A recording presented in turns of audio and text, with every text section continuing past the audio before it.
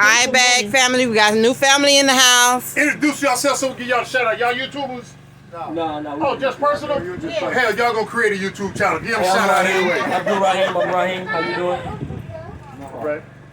Boss man, would you mind telling these ladies, who, first of all, are you married? Oh!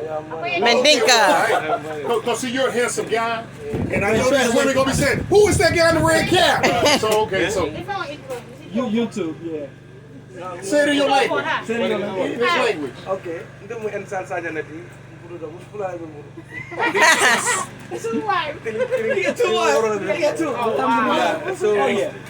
Two wives. Hi, I'm Dinka Kamara. Married to Abdulrahim. That's his wife. Gambia. And where's that younger I know brother? it's probably praying, but he'll come right Oh, he back. probably ran He's probably over there. You know how to pray. I saw him over there. There you go, right there. Yeah, he's praying. Yes. He'll come back. So, it starts all over again, guys. So, what brings you to the smiling coast of the Gambia? My wife is Gambian. Okay. So, I've been talking about relocating for a while, and I'm still in the process of relocating. So, doing that process, I've been doing a lot of, information on Gambia and, doing my own little education. And I'm around a lot of Gambians back home. Like, a lot of. Where's home? Yeah, where's home? I'm from Chicago originally, but West side? Right, West side? South side. South side. Now you go to Kimball. Where? Kimball, between Cottage and Stony. Oh, okay. Yeah, Okay. on Stony the east. Island. Yeah. Okay. And looking at you guys, Make a nasty soap. the channel has opened my eyes. I actually, gave myself a 5-year plan, but now I'm down to 3 years, and that's becoming shorter and shorter. So I'm said I gotta come down and see my people. Our plan got shorter. As soon as we watched them, we said, wait, if we do this, we could do it faster. And it was 10 years to 5 to 3, and then 6 months. You know what's crazy? Oh, wow. What's crazy is being around my brothers back home, and I'm like, man, y'all didn't tell me it was like this. You know what I'm saying? Like, and I think the guys like Walter Maya opened up a little door, and then as I researched more Gambia, started seeing Rick and them, I'm like, wow. And they from Chicago. I'm like, man. And Rick act like you from Chicago. Both of y'all. I'm like, wow. Man. Born and raised. Yeah. So I'm like, okay, let me go and visit and let me start to prepare myself to get up out of the West. Especially with this mess going on now. Oh, yeah. It's sick. This is your first time in Africa, right? Yeah, it's my first time in Africa. Oh, first time to Gambia. First time. Wow. Man, bro. First time. And you're originally from the Gambia. 7-8 days. Oh, 7-8 days? Yeah, we're going back Thursday. And Yeah. I'll be So you- back at the end of the year, man. So you came like 2 weeks, and then you go back. Yeah. It's funny that you said it, because when we first came in 2015, we came 2 weeks, looked at it, and said, oh, this is it. This is it. Went back, packed up 6 months later. Been here ever since, man. You know what I'm Hey, saying? pray for me. 6 months. But you check know, it out. I'm. And what's the biggest difference living as a black American living in the West and as a black person coming back home in Africa? What's the biggest difference? The biggest difference Ooh, a is lot. the biggest difference is we wake up and we go to sleep surrounded by beautiful black people that look like y'all. You know what I'm Yes. saying? I mean, you got some devils. Can I say that around? Yeah, Okay. Yeah, we talk about it. No, but you got to clarify, because a lot of them, like to do that swirling, if that's what they call it and stuff. So I have to say, is that okay with you if I say devil? You know what I'm saying? Because every time I say devil, I get at least 5 thumbs down. So to say it one more time, devils and stuff. But what we like about the African continent is we're surrounded by beautiful black melanated people. You know what I'm saying? And so that by itself is a lot of stress that's off of you.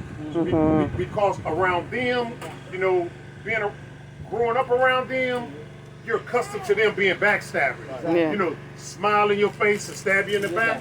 And so we're accustomed to that. You know what I'm saying? And so when we come over here, we're not accustomed to beautiful black people doing that to us repeatedly. You see what I'm saying? And so that is a burden off your shoulders coming here, being surrounded by beautiful melanated people, and the weather, and the cost of living, and the opportunity to be able to do this. And you can actually question a cop and not get killed. Thank Yeah, you. exactly. You can say, why cops gotta wear orange? That ain't even my favorite color. You see what I'm saying? And it's not. You know, He messing with you. Yeah. No. You know you say. yeah. Oh, I wasn't supposed to say that? No, you can say it, Rick. Oh, okay then. All right. Yeah, but look now, look, we can come here. He's a handful, y'all. And set up an opportunity where we can say, melanated people can come in and have fun, and you can't come in here with your double or privilege card. You know, you're gonna have problems getting through the gate. You see what I'm saying? So when you come through here, you're African. You know what I'm saying? Hey, let's enjoy it, and let's see what we can do when we form the collective for something that'll benefit us all. You know, let's not look at doing something that benefit other people.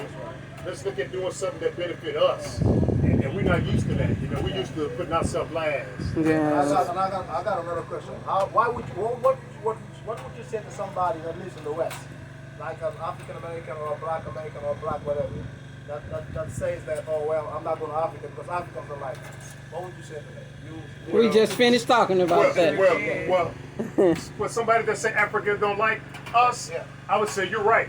I don't like your ass. You know what I'm saying? Because of your attitude. You know what I'm saying? To generalize something like that, like Angel said, there's something about you. You see what I'm saying? So if you generalize and say, well, Africans don't like us, no, they don't like your ass. You see what I'm saying? And we're friendly people. You know, you got to do a lot to piss us off.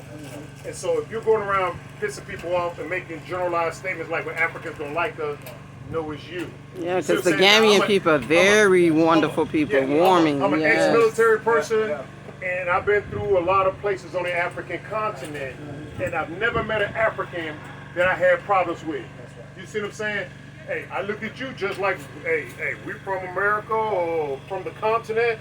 There was no difference other than the language or customs that we were brought up in. But as far as as far as I'm concerned, hey, I can turn my back and go to sleep and not worry about you stabbing me. You see what I'm saying? So for people that think like, well, you know, Africans and African Americans or whoever got issues and stuff, it's them. It's them. It's not everybody. So hopefully I answered your question. Sweet Mama, you want to add on to that? I just did. You did, Sweet Mama. I didn't hear you. Oh, Lord. I'm going to get somebody to get And him. I would just say something on top of that. When people say Africans, we are all Africans. Thank you. The only thing that separated us is that we have different experiences based on Exactly. what happened. We all know the history. Right. I think Africa belongs to you as much as it belongs to me. Right. Right. Exactly That right. claims to be a Gambian and African, you can claim the same thing. Right. The ancestors came from you. Exactly. You know what I'm saying? So it's like once you put people in different categories, it's like you're trying to exclude yourself from that experience. Thank you. Thank And you. as black people all over the world, Africa is home. That's what I said. Exactly. We gotta come back. We and just say- need to be educated from where you come from, That's right.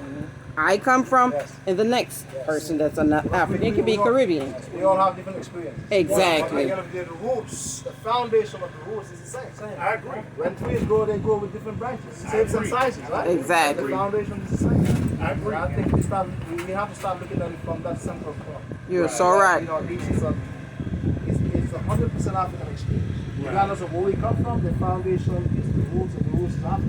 I agree. And Africa belongs to all of us. Exactly. Doesn't matter if you were born here or not. If you're not born here, your ancestors were from here.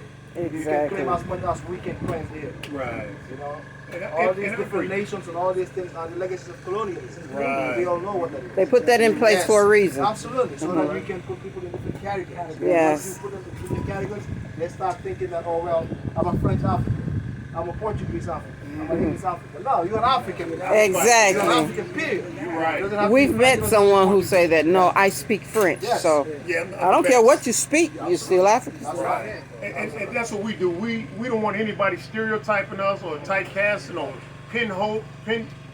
pinholing us saying you're African American. We said no. We represent something much bigger than the African American.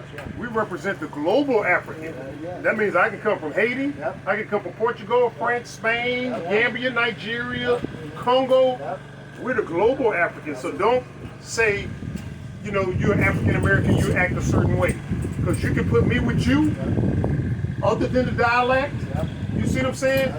We're doing the same thing. We respect our elders. You see what I'm saying? Hey, we help each other. You see what I'm saying? And it's me and you against the world. You see what I'm saying? So that is the global African philosophy. Now, if you look at us in totality, we set. I mean, we ain't got to open a bag. I mean, the things that we've done in life have put us in a position where we said we ain't got to work no more. But we said it ain't about us. You see what I'm saying? It's about all of us. And so what we did, we went out and tried to hire as many people as our budget would permit, so we could say, hey, look, let's all elevate our lifestyle. You see what I'm saying? So it ain't like, I got all the riches, I'm gonna give me a little nice compound over here, stay in my little compound and say, hey, you on your own. That ain't the way to think. That's the way we talk to think in America. I got mine, you get yours. You see, individualism. Which is the wrong thing and that's what keeps them in power. So. African is communal in nature. Right. We cannot, we don't thrive when we want to do individual things. Right. As a community, we come together, we put our hands together, we can achieve a lot of things. That's what we like. That has been the concept of Africa. That's the way it's supposed to be. Exactly right. All these other things is contrary to our natural existence. Exactly we have right. to understand that. Yeah, you're right. And we're coming back to the origin, the original thinking. You know what I'm saying? Because it is my mindset, if something happened to you, it just happened to me. It ain't no it happened to you and I'm safe. You see what I'm saying? No, I'm next. You see what I'm saying? So that's what I think, and I think that's the way we need to think globally.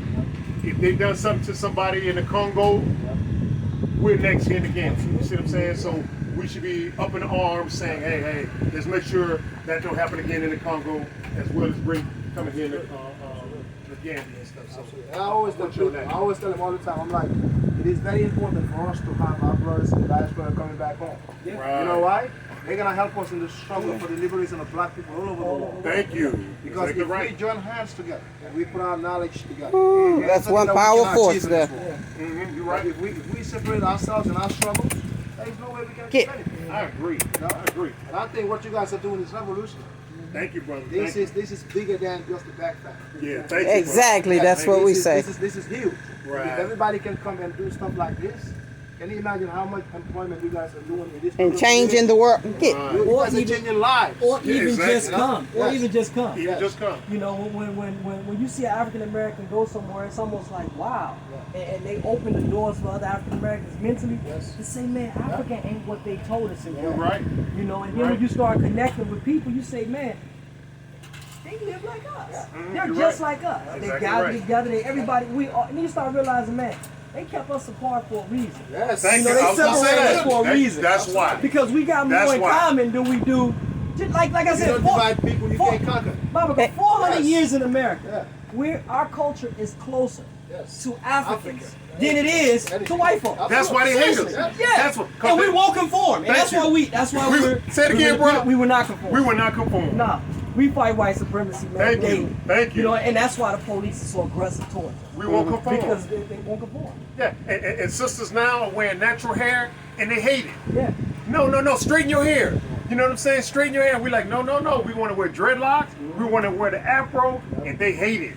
And they hate it. So we're like, they here's what it is. have a proverb in Wolof, in the local language in Africa. They say no matter how long a stick remains in the water, it will never turn to be a crocodile. Thank you. Exactly right. Exactly right. That's so true. Yes, so no matter how many years, how many centuries it's gotta be, you cannot turn an African to become a European. There's no way.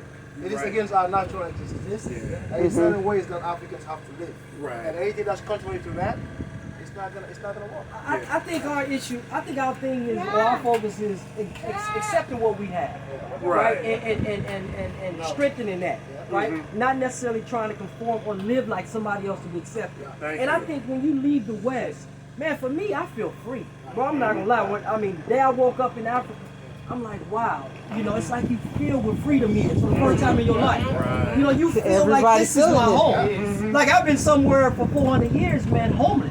Right? Exactly This is right, my bro. home. That's deep. And you start feeling like, look, we don't have to be like those people. Matter of fact, that don't work.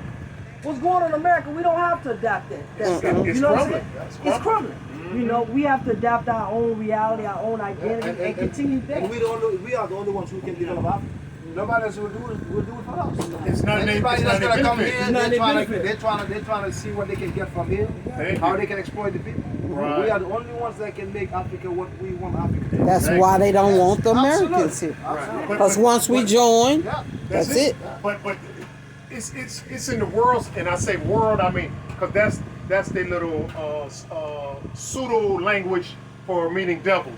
When they say the world, global, international, it means that little small minority of devils. When they use those code words, they want to see us dysfunctional. When you and I are fighting and stuff like this right here, they sit back and reap the benefits. So when we come together, we say, hey, let's strengthen ourselves in unity. They got a problem. They can't function up under that. You know, we have to fight each other. You know what I'm saying? I speak French, you speak English. When we fight, they benefit. They benefit, you know what I'm saying? What can you add to this, man? This is a local Gambian man, born and raised, traveling around Africa. Can you introduce yourself to the people? 50,000 people plus going to see this video, bro. Just say who you, introduce yourself. Tell them about you. From the Gambia. And have a nice conversation and very inspiring to see the sort of connection that is happening between the various African nations. Because I think one of the biggest problems is, it is not a problem that there's different nations in Africa. The problem is definitions and what those nations are predicated on. And because basically there's one African nation. And Nkrumah in his Africa Must Unite, he dedicated that book to George Patton, the African nation that must be. And I think the work of the Africans today globally is to bring to life that African nation which different Africans belong to. It's like Kwame Ture said, we are not African Americans or Gambians, we're just Africans born in America, Africans born in Gambia, Africans born in Senegal. And when we begin there, the work of defining who we are, you know, and owning that definition, because I mean, calling us black people was not us who made that happen. It was not our word. It was them, and the one who defines it, controls it. Exactly. And the one who defines you also limits you. You know, it's not just control, but because control works on limitation and controlling your choice. So when we begin by defining who we are, and we say we are the children of Africa, we are and beautiful children of Africa at that, you know, and we are coming together to have a conversation that is happening all over the world, and it's a similar conversation. Africans are meeting in different places, and they're having very similar conversations that to recraft a new and beautiful post-colonial Africa, you know, an Africa that is not defined by trauma.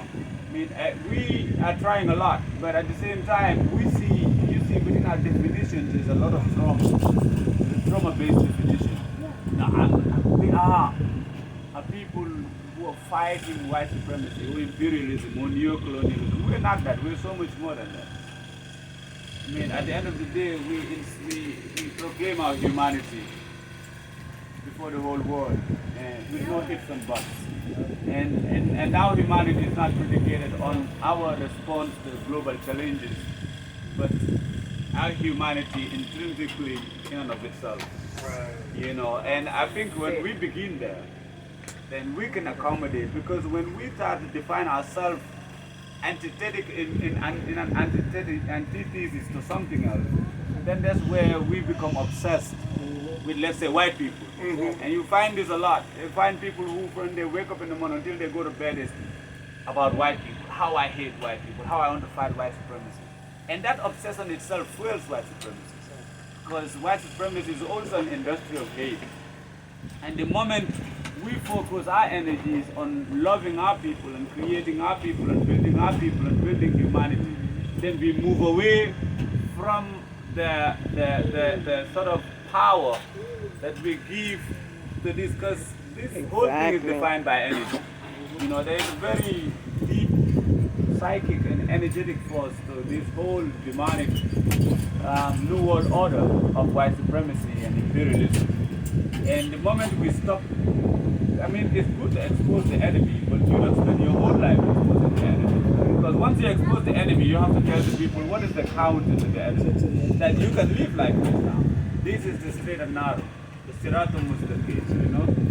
And when you cannot give people that, then they will revert back and they will become hopeless. And we know you have to have fear and hope. These are the two wings of the human being. You have to fear the evil and you have to have hope in the good. That's the beauty. And what I see here is not an alternative. An alternative is just a co-opted term of white supremacy. We're not building alternatives. We're building a full-fledged humanity. This is the way it must be. It's not an alternative. When you say an alternative, is you are accepting that there's other ways that should be. And we are saying that there's no other way it should be. It should be like this, that every human being will live free, live beautifully on God's land. And that's not an alternative. What an alternative is the counter to this. White supremacy is an alternative, a demonic alternative. It's not the way it should be. So this is not an alternative way of life. This is the way, the definite way of life, where there is freedom, dignity, and integrity of the African human being and the African humanity. Humanity. Yeah. And I agree, bro, 100%. You know, I would just like to add too. Now, we need to get past the rhetoric stage, because anybody can get up there and give a powerful speech, and then at the end of the day just revert back into status quo. Status quo is not going to move us forward. You know, action, action, action.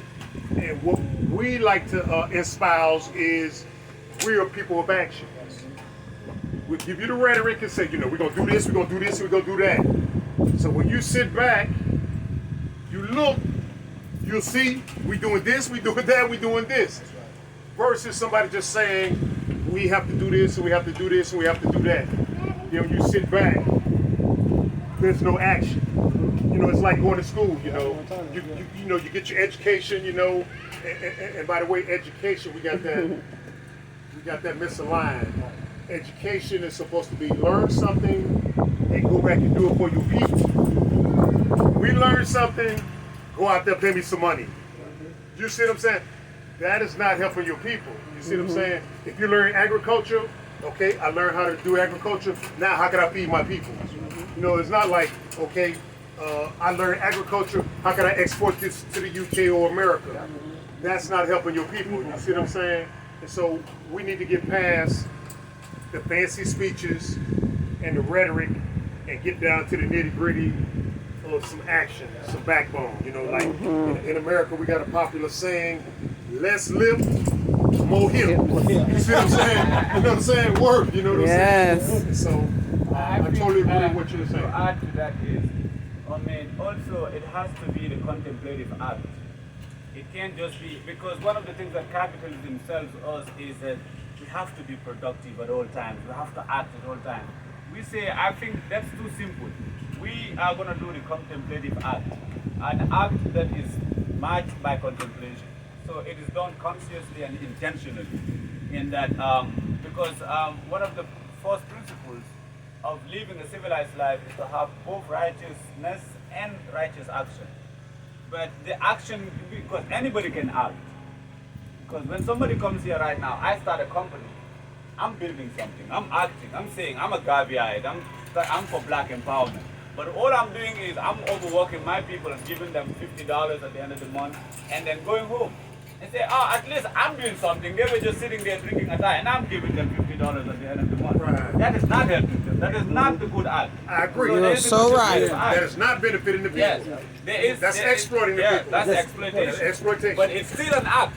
So we say our act has to be both righteous and contemplative. It has to be something that profoundly reverberates through the multiple states of our being. You know, in that it changes, the very act changes us in the process of acting. Is that we don't act and we come out poorer than we've been, both intellectually, spiritually, and materially. That every time we act, because it's both contemplative and it's righteous, that we have an increase. And something fundamentally changes. Because when we look at the actions that have been going on for the past 500 years, there's been a lot of rhetoric. There's been a lot of action. Both of them put together has made our people poorer intellectually, spiritually, and materially. You know, and the hard work is not to act or to talk, but to act and talk righteously and contemplatively. Right. You know, and if we can push that front, because I mean, if we are talking, I mean, it's important to inspire people into coming into their own. That's why rhetoric is important. Rhetoric is the beginning stage of, of awakening these mentally dead slaves. You know, in the words of the 5%. You know, and to do that, there's still a place for speech.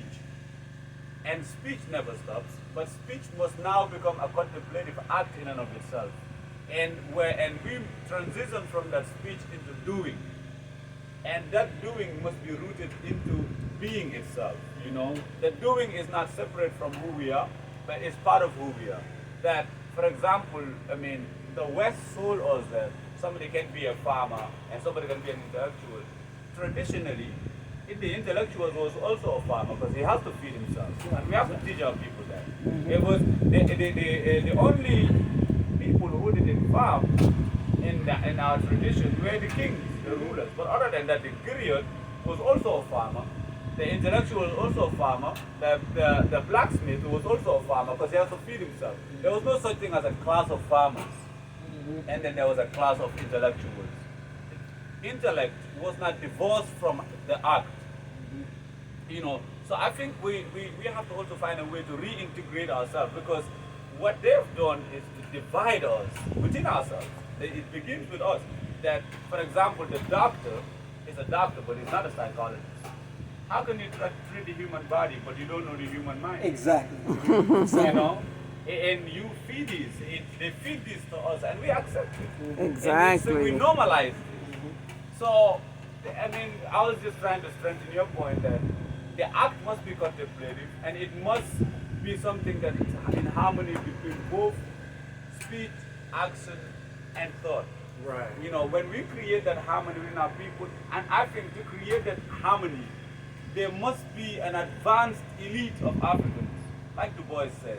You know, which some people went against, but I think I'm opposed to that. But go ahead. Yeah. The Bows. Yeah. Right. Yeah. The educated elite. Yes. Yeah. Our worst enemy. But go ahead. Yeah. I mean, I think what Du Bois' plan was there is the educated elite that is our enemy, and there is the educated elite who would be willing to give everything to our people. I mean, you see that in Kwame Ture. He was an educated, he was an intellectual who decided, you know what, I'm going to go back home and I'm going to come back and get my people, you know. And that's the selfless intellectual that is integrated into the African personality that is needed. But because naturally, we know that not everybody is inclined towards intellectual work. Like, there are people who are inclined to more manual work, and there's people who are inclined to more intellectual work. And they need to have both fronts. But there's also this rhetoric that goes around in African communities that the educated person has been the collaborator of the colonizer, which is true. But that doesn't mean that we have to give up the importance of the educated person and the importance of intellectual work. Because the moment we give that up, they will send their intellectuals, they get trained, the enemy. They come, they do their academic work here. They study us. They'll study us until they die, and when they drop dead, they get replaced. Right. And they keep studying us and mastering us. So even this conversation, they're like, we need to visit, we need to pay this brother a visit. We need to understand how he's thinking like this. What is he reading? What is he studying? Because the intellectual is the one who shapes the zeitgeist of the time, the spirit of the time. It's not the one who does the manual work. So we need to create a cadre of thinkers who are rooted in the African personality, who are selfless, who believe in their people, and know that education in and of itself is only a tool to serve the people. Because we went to school because the community built the school. You know, the teachers are from the community. our parents were our first educators, our first teachers, and all of this. So when you go to school, it's not a thing of where the West tells you to give back. We're not giving back. We're just going back home. You don't educate yourself to give back to your people. You educate yourself to go back home and then work with the people. But our education has to not be, because I mean it's very easy to be a tool of the system when you're educated using the tools of the enemy. So I think when we talk about an educated elite, we're not necessarily talking about people who went to school and went to university and got PhDs. No, something deeper.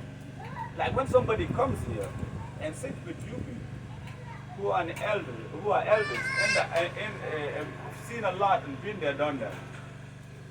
You groom a cadre of young people, teach them the way they can act and be in this world as Africans. That is an educated elite. Those are people who can go back to the people and teach them. But now I'm not talking about these university students. I'm far from that. I actually left school. I never went to high school myself. I educated myself. I took my own path. You know, because I know if I've been in school right now. I mean, when I was going to school, I had 5 scholarships. They already seen me. They give me a scholarship. So I was just going to go straight, be a scholarship student, probably go to one of the universities and come back and just be a sellout. But I escaped. There was one of the children who survived, you know. So, and there's others out there, you know. I'm speaking in that regard, not necessarily when Du Bois say the educated elite, the ones he really mean, not that, but more of the concept itself, not what he is talking about. Right, I understand that. Because I was going to ask you, who's promoted into the position to say if this person is educated or non-educated or intellectual? And also, now I am a product of being educated in the Western world. Now, I don't particularly see a problem with that, with the exception you need to Africanize it. Whatever they teach you, you know, the Greeks started this. I beg your pardon? I said the African. Yeah, exactly. African experience. Yeah, Africanized. That's the problem with Africa today. Yeah. I don't want to cut you short. No, go ahead, bro. Yeah, when you look at the legacy of colonialism, when Africa became so-called independent, where we get it wrong was that we adopted the languages of the colonialists. Hello. And how am I a free person when the language that I speak is not mine? Right. When we go to school, we have to learn French, Portuguese, English, or something else, but not African. Right. If we want to create an African, if we want to build a nation in Africa, it has to be based. We have to put it into African context. I agree. You know, our forefathers, they built civilizations here for centuries, and they were living together in harmony. Thank you. They did not meet the white person 400 years ago. Before that, there was Africa. You know? Right. But now we have to understand that the path to self-determination is not going to come from anybody but from us. What you guys are doing here today is a clear manifestation of that poverty is a mindset. Somebody can sit in the West and feel extremely comfortable, but a farmer over here in Africa is not poor because the farmer doesn't have a vehicle. That's right.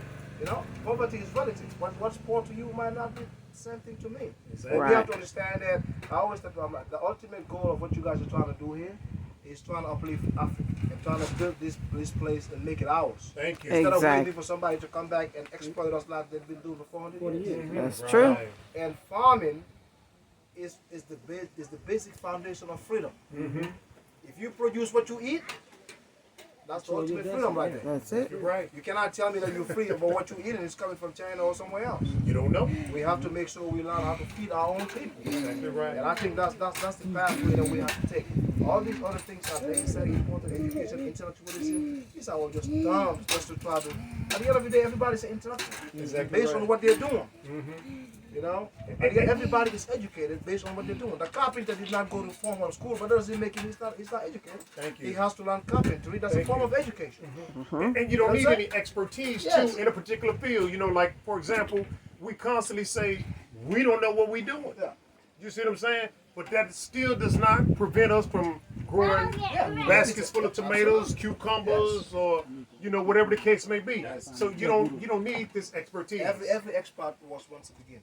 Exactly right. You can't tell me that you're just gonna wake up and learn how to plant a tree. Exactly It right. doesn't work like You that. want It's, some it's a more? lifelong Yeah, process. now I'm gonna use it to So pray. you know, it's a process. Yeah, The exactly thing is right. like once you're willing to learn, you start from there, and the next minute you know you're an expert in what you do. Exactly right. You don't need to go to any place where they gotta give you certification of being an expert on A, B, C, D. That's just money in their But that's pocket. the way we It's just think. the monetary aspect of it. But that's It's the all way about we think. Yeah. That's what we think here because a lot of people they like to criticize our children Right. because they say, "Oh, your kids aren't going to school. They're not in school to get educated." University. We're like, if you're in a position to inherit a thriving business, you don't need a degree from Cambridge or Harvard. But that's You see exactly what I'm what saying? Lou was But talking just look at about. it this way: who are running the multinational corporations of this world? Double. These people do not have even high school diploma. Exactly right. So many. They Exactly just come right. from families They- that are from actually the clique. wealthy. They From the inherit clique. Yes. generational wealth. But see, we can't do it. Yeah. Well, Yeah, but that's the rules what change what we do. I think that's what I was talking about. Having men who transform people to take on the work, right, to another level. Like you're setting the foundation, say that your kids won't have to go run away to the West or go beg somebody for a job, right, where they created their own opportunity. But you're transforming, that, and I think that's what he's saying is exactly right. Instead of running to these universities, going back to create, the way it used to be, men of knowledge transform people to do these things. But the thing about that, the only problem that I have with that is that we all cannot follow the same path. As human beings, everybody gotta find their own path. Right. Mr. X is probably gonna go to Harvard. Ain't nothing wrong with doing that, so long as he's gonna benefit himself at the end of the day. That's the only thing that matters. Because at the end of the day, if we want to create an African experience, we need people that are coming from different backgrounds. I agree. We all cannot have a bunch of farmers trying to build a nation. It is not gonna work. Because who's gonna do the carpentry? Exactly Who's right. gonna do the mason work? We need people from so many diverse fields and areas that we can come together and build something. And I That think is that's why true. it's very important that everybody can actually do where they feel like, okay, well, right now, I have a sense of fulfillment. In life, it's like you came to this universe for a purpose. Right. Once you find that purpose, then you can actually live a fulfilled and dignified life. Right. So we all gonna choose our own path, but at the end of the day, we understand that we're in choosing that path. The ultimate goal is to try to create an African experience that is gonna be beneficial for all. And I agree now. As much as I'm anti-European education, I have a master's. I do want to go back and get a PhD. But it's not to go and work for Mr. Charlie and Mr. Bobo. You know what I'm saying? That's for self-fulfillment. And again, Africanize it. How could I take this Africanized European education and benefit my people? You see what I'm saying? The key point is Africanizing. Exactly. That's where most of our intellectuals fail the African Exactly. people. Because now, Yeah. when you go to study in these Western universities, education is another form of indoctrination. Exactly If you right. cannot reason to understand how to separate the two. Exactly right. You know what I'm saying? There you go. Because once you go there and they teach you all this stuff, everything that you learn is right there, has nothing to do with the African experience. Yeah, that's, Exactly. that's why that When you foundation. educate yourself, you should be able to reason and put it into context whereby you can put it and try to create an African experience within that education. I agree.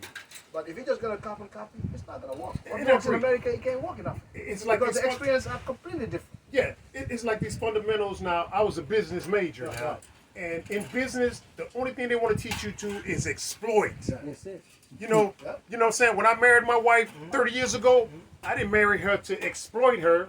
I married her where we both would benefit. That's right. And so when I hear people who are educated, they say, I'm looking for an opportunity to exploit in Africa. I'm like, wow, you're indoctrinated. Absolutely. That shouldn't be part of our vocabulary to say exploit. Exactly. You see what I'm saying? And so, we got to separate the two. Like you say, Africanize our education. Every other civilization did the same thing. Look, the ancient Greeks, they came to Africa. Exploited. They learned from the ancient Egyptians. They Exploitation. took it to Europe and they created their own Greek civilization. Thank you. And selling it back to us. Copycat. Absolutely. Copycat. There you go. And so They did now, not just come to Africa and learn and just copy everything that's in Africa. They Right. said, hold on a minute, we can learn A, B, C, D. When we go back, we're going to make sure we put it in a context that's actually the Greek people can relate to. That's the benefit of education. right, there you go. Not just copy something and just paste it somewhere That's else. It's it. not going to work. And I think that has been the problem over the past 400 years. Now you might have just answered it, but how would you explain how we have inferior people teaching superior people to want to copy them? Yes, you know why that is? Because the so-called superior people, the so-called inferior people, they're not looking inwards, but they're looking outwards. Meaning that if you don't understand the value of what you have, you cannot respect what you have. So You copy As anything that come Africans, along. what we lack in Africa is we don't know our history. Yeah, we don't. That's it. Now, the first civilization ever to trace on this planet came from Africa. No, We are the first imperialists. I said we were the first imperialists. Yes. You know, if you read the book of Saint Antonio, where he said pre-colonial Africa, Africa created a civilization thousands and thousands before they encountered white person. The Greeks used to come to ancient Egypt and learn everything. Everything that they know, these European civilizations, so-called, everything that they know, the foundation come from Africa. What they did was like they bring it to Europe and put it within a European context. But now when we go to study in the universities, when we come back, I may be black in my skin, but my mindset is white. That's right. How would I govern people that look like me in skin color, but completely different with the way I think? So Can I true. ask you something? Now, we want to have a school out here as well as a university. And we want to teach, I'm not going to disclose the name, but we want to teach the truth. And right there, that scares some people when you say truth. You know what I'm saying? We want to teach the truth that we are the superior. We're the superior people, rather, and the inferior people came in and copied us. And so the truth is, when we found them, they were walking around on all fours as a dog. You see what I'm saying? Laugh if you want to. This is the truth. Yeah, You can look it up. Yes. You know what I'm saying? They was washing themselves in feces. When it got cold outside the cave, they didn't want to go out there and hunt. They look at that woman and they go to eating. You understand what I'm saying? So I mean eating. I'm saying actually physically eating. You ain't got to take my word for it. It's, oh man, this guy's crazy. This is historical fact. You see what I'm saying?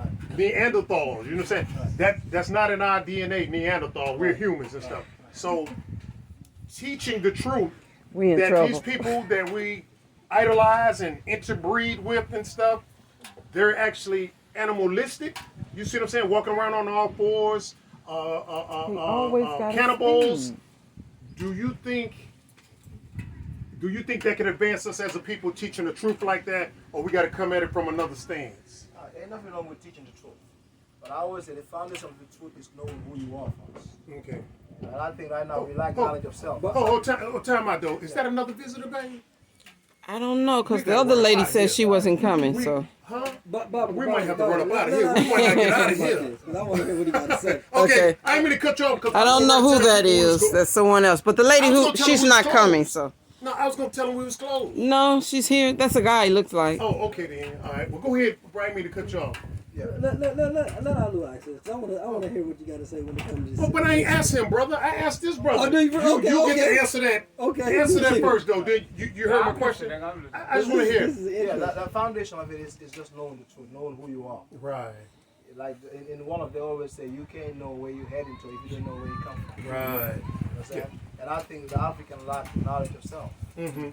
If we understand who we are, we're not gonna follow anybody. Right. We'd be less inclined to follow inferior Our people if we knew the forefathers, truth. That's why they don't yeah, teach us in yes. school.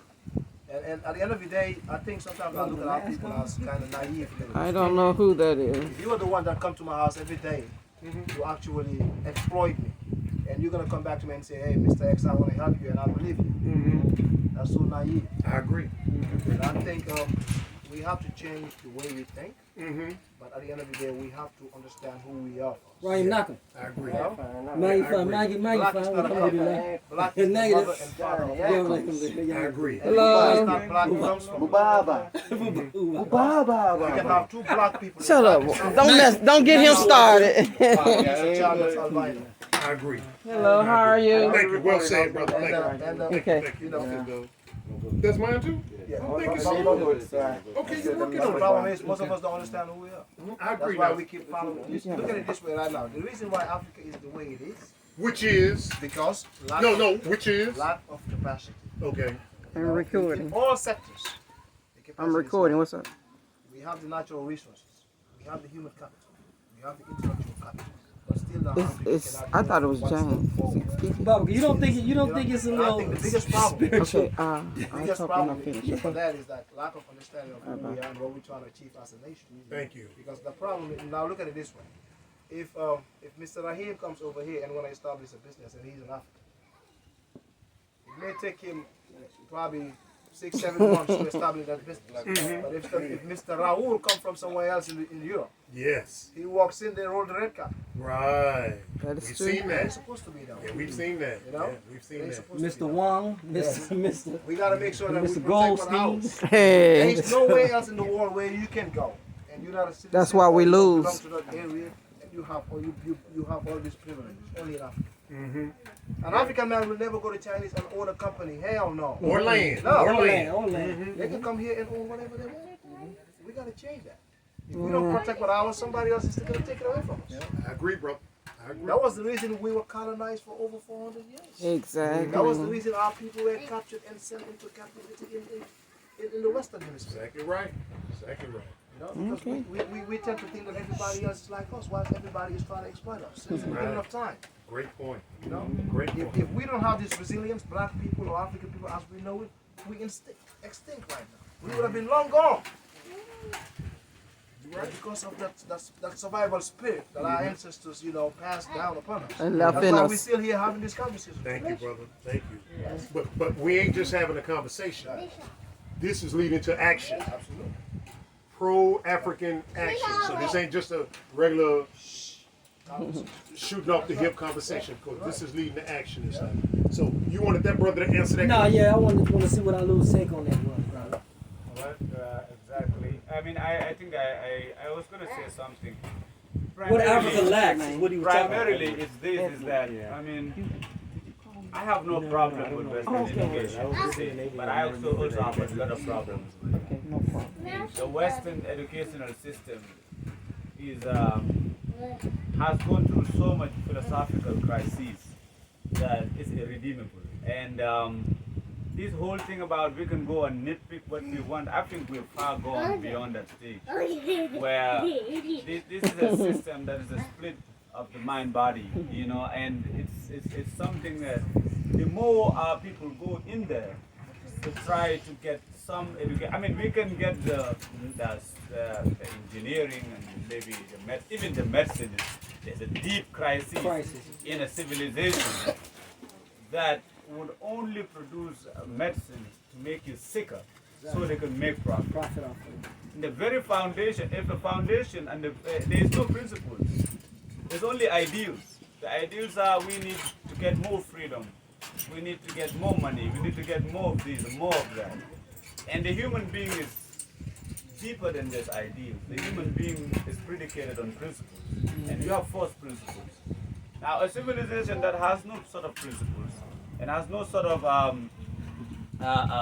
is not predicated on any sort of reality. It's not a civilization that we should engage on any terms of we can get something from there. And of course, it's a human exchange and human intercourse where we can get something. But I think if we really want to change this continent, it's not a lack of knowledge of history. It's a lack of the knowledge of the present. Bye, I think guys. the crisis Sorry. is a crisis of presence. It's not a crisis of the past. There are a lot of African people who know their history. They know how great their past was. But what has that benefit us? These same people will run after the white man and the white woman on the non-stop. They will continuously run after the Western world. Even though they know Even they though they know their Egypt. Wow. Oh, They know wow. the little Egypt. They know, I mean, you think Senghor didn't know about Egypt? The first president of Senegal? And he was the whitest man in Senegal in his time. Wow. And he created a hell for Sekante Job. Sekante Job was calling him out on his BS. But Senghor knew about that. Him and his friends created a whole philosophical system called negritude to say to the white man, but look, we're so great, we have aesthetics, we have culture, we have philosophy. And Frantz Fanon came, he said, listen, you need to stop doing this here. You need to stop trying to tell the white man we're this great. So we live in this sort of apology, the whiteness, and this obsession with whiteness, whether it is a negative obsession or a positive obsession. Where you hate white people so much, like I was saying earlier, that you spend your whole time engaged with that, or you love white people so much that you are engaged with that, and there is no sort of other way You know, so there's a metaphysical crisis of knowledge with the West that Our first family, they're leaving, guys. So I'm gonna just say they're getting ready to go. You guys get ready to leave. You ain't gotta stop your. Oh no, we're just gonna say bye. I didn't stop. So All right, family, well, thank you guys for coming. Hey, y'all know where we at now. Please feel free to come back. Anytime. Y'all know where we Yes, at. thank you so much, my lady. Yeah, I got my tent set up over here, so I'm gonna be over here tonight. Okay, no problem. Trolling. Okay. Thanks for the pretzels, baby girl. And Thanks for the pretzels. and now I've been here a couple times, and that grill still ain't doing nothing. I'm just Oh. saying. Ah. Lonely grill. That's a big one, too. We got enough brothers here that's gonna help me lift it. So we're gonna Now we was waiting for the invite to y'all first. Now you remember? we'll talk about that. All right. All right, brother. Thank guys. Y'all enjoy. Bye. You're so welcome. LA, Bye, baby girl. All right, man. I have you Bye, beautiful. to contact you. All right, man. All right, Good to meet you, man. Thank I you see so soon, much. man. All right. Nice generator too, man. Oh, thank you, brother. All right, man. So we're back. I'm sorry, guys. Yeah. So what I'm trying to say is there is knowledge here. There is deep knowledge in the African present, not only in the African past. And the job of the African intellectual, and I use the word intellectual here not as a rationalist, because the West have eclipsed pure intellect for reason. And this is one of the crises of the West is there's knowledge that goes beyond sensible experience. There's knowledge that is metaphysical in nature, and we are spiritual people, and we know this is true. You know, and so we, the African intellectual, as in the African who's in access of pure intellect, have to now do the work of rediscovering the knowledge of the African present. We're not only a people of history, we're also a people of the present.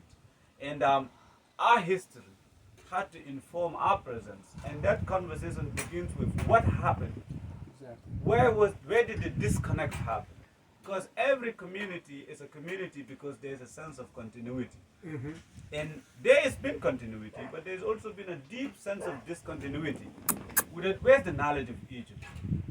Our people built that civilization. So there should be vestiges of that knowledge. And I believe it's still here. Where is it? Who are the custodians of this knowledge? How can this knowledge be built? Because the West, that's what they did. There was a continuity from Greece to modern Europe. And we, being the original people, we have a deeper sense of continuity and because we still have community. And you can't have community without continuity. So where is the intellectual continuity?